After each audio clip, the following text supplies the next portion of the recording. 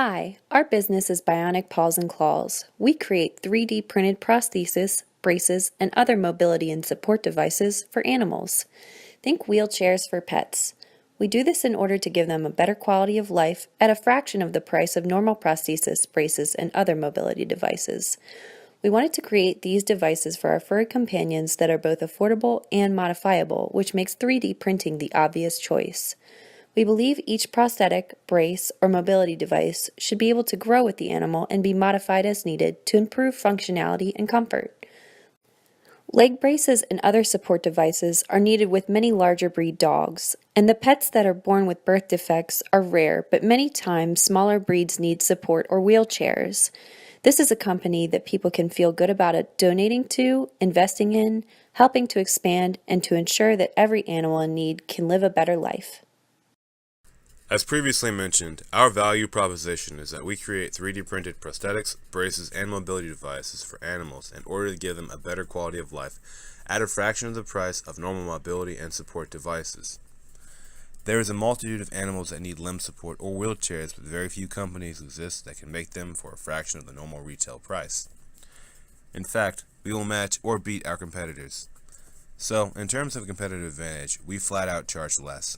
We are able to do this because of our profit margins.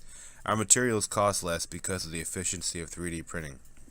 We first consult our customers on a one-to-one basis, whether it be with an animal rehab and wildlife center, a veterinary hospital, or an individual client. We then construct a plan based on the animal's needs and functionality of the device and work on measuring and fitting. Next, we gather our key resources including plastic and moldable printing materials, soft sleeves, screws, wheels, and rods. We then make the product and provide it to the customer and make any adjustments necessary.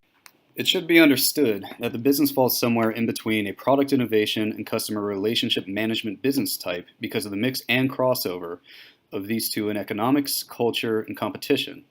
As far as business model goes, however, we would be categorized as a free business model since non-paying customers are financed by another customer segment.